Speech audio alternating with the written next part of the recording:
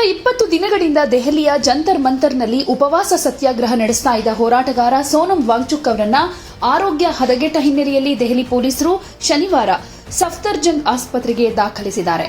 ಬಿಗಿ ಭದ್ರತೆಯ ನಡುವೆ ಅವರನ್ನ ಆಸ್ಪತ್ರೆಯ ತುರ್ತು ಚಿಕಿತ್ಸಾ ವಿಭಾಗಕ್ಕೆ ಕರೆದೊಯ್ಯಲಾಗಿದೆ. ಸದ್ಯ ಅವರು ಪ್ರಜ್ಞೆಯಲ್ಲಿದ್ದು ಆರೋಗ್ಯ ಸ್ಥಿರವಾಗಿದೆ ಅಂತ ವೈದ್ಯರು ಹೇಳ್ತಿದ್ದಾರೆ. ದೆಹಲಿ ಪೊಲೀಸರು ಕೊಟ್ಟಿರೋ ಮಾಹಿತಿ ಪ್ರಕಾರ ಹೈಕೋರ್ಟ್ ನಿರ್ದೇಶನ ಹಾಗೂ ವೈದ್ಯಕೀಯ ತಜ್ಞರ ಸಲಹೆಯಂತೆ ವಾಂಗ್ಚುಕ್ ಅವರಿಗೆ ತುರ್ತು ಚಿಕಿತ್ಸೆ ಅಗತ್ಯವಾಗಿರೋದ್ರಿಂದ ಆಸ್ಪತ್ರೆಗೆ ಸ್ಥಳಾಂತರ ಮಾಡಲಾಗಿದೆ. ಆದರೆ ಆಸ್ಪತ್ರೆಗೆ ಕರೆದೊಯ್ಯುವ ವೇಳೆ ಕೆಲವು ಪ್ರತಿಭಟನಾಕಾರರು ಪೊಲೀಸರ ಕ್ರಮಕ್ಕೆ ಅಡ್ಡಿಪಡಿಸುವ ಪ್ರಯತ್ನ ಮಾಡಿದ ಪರಿಣಾಮ ಸ್ಥಳದಲ್ಲಿ ಕೆಲಕಾಲ ಗೊಂದಲ ಕೂಡ ಉಂಟಾಯಿತು. ಆದರೆ ಸಂಪೂರ್ಣ ಸಂಯಮದಿಂದ ಪರಿಸ್ಥಿತಿಯನ್ನು ನಿಭಾಯಿಸಲಾಗಿದೆ ಅಂತ ಪೊಲೀಸರು ತಿಳಿಸಿದ್ದಾರೆ.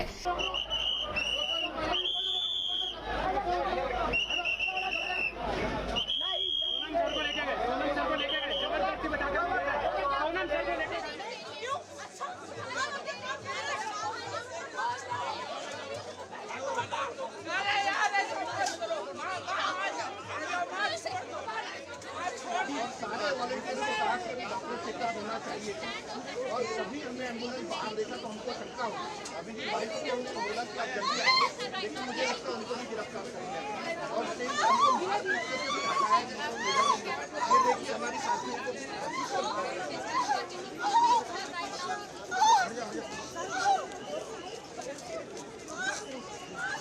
ಇನ್ನೊಂದು ಕಡೆ ಪ್ರತಿಭಟನೆಯ ನೇತೃತ್ವ ವಹಿಸಿರೋ ಸಂಘಟನೆಯ ಮುಖಂಡರು ಪೊಲೀಸರ ಕ್ರಮವನ್ನ ಟೀಕೆ ಮಾಡ್ತಾ ಇದ್ದಾರೆ.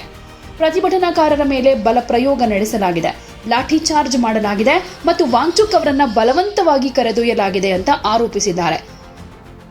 ಆದರೆ ಈ ಆರೋಪಗಳನ್ನು ಪೊಲೀಸರು ನಿರಾಕರಿಸಿದ್ದಾರೆ. ಲಾಠಿ ಚಾರ್ಜ್ ಮಾಡಿಲ್ಲ ಅಂತ ಪೊಲೀಸರು ಹೇಳಿದ್ದಾರೆ.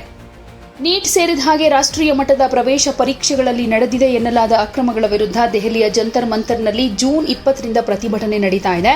ಸೋನಂ ವಾಂಗ್ಚುಕ್ ಜೂನ್ 28ರಿಂದ ಈ ಹೋರಾಟದಲ್ಲಿ ತೊಡಗಿಕೊಂಡಿದ್ದು ಅವತ್ತಿನಿಂದ ಅನಿರ್ದಿಷ್ಟಾವಧಿ ಉಪವಾಸ ಶುರು ಮಾಡಿದ್ರು.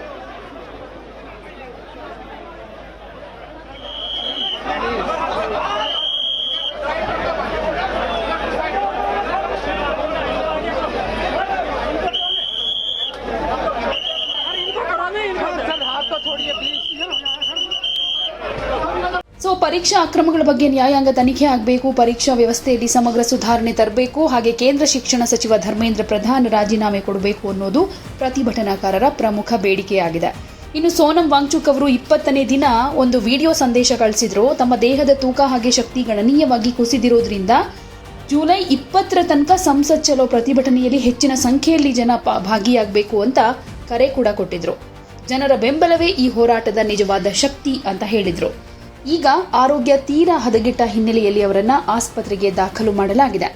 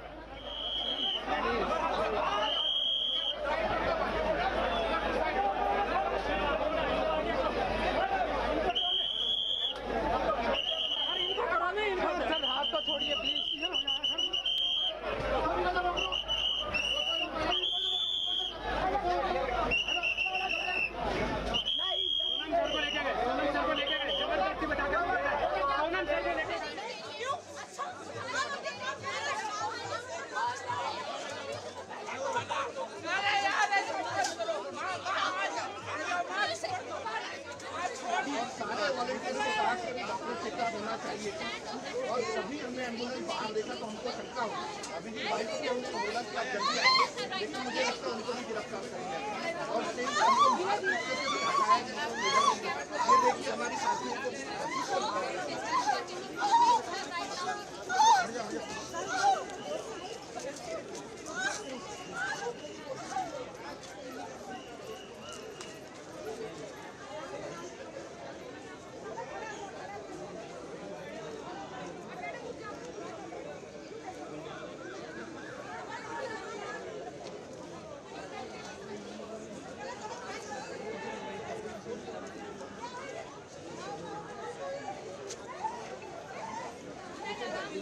सर कैसे ढूंढेंगे माँ बेटे एक दूसरे को दिलवा दीजिए सर।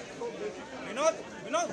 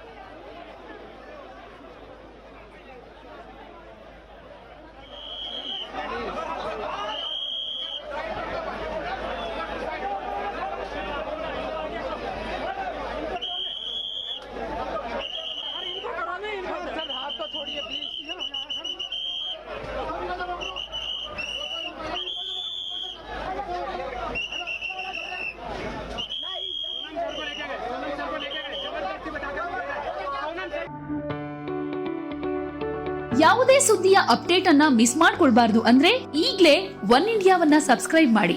ನಿಮಗೆ ಬೇಕಾದ ಭಾಷೆಯಲ್ಲಿ ಎಲ್ಲಾ ಸುದ್ದಿ ತಿಳಿಬೇಕು ಅಂದ್ರೆ ಒನ್ ಇಂಡಿಯಾ ಆಪ್ ಅನ್ನ ಡೌನ್ಲೋಡ್ ಮಾಡ್ಕೊಳ್ಳಿ.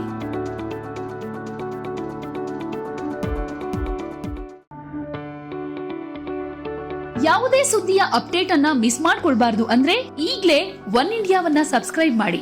ನಿಮಗೆ ಬೇಕಾದ ಭಾಷೆಯಲ್ಲಿ ಎಲ್ಲಾ ಸುದ್ದಿ ತಿಳಿಬೇಕು ಅಂದ್ರೆ ಒನ್ ಇಂಡಿಯಾ ಆಪ್ ಅನ್ನ ಡೌನ್ಲೋಡ್ ಮಾಡ್ಕೊಳ್ಳಿ.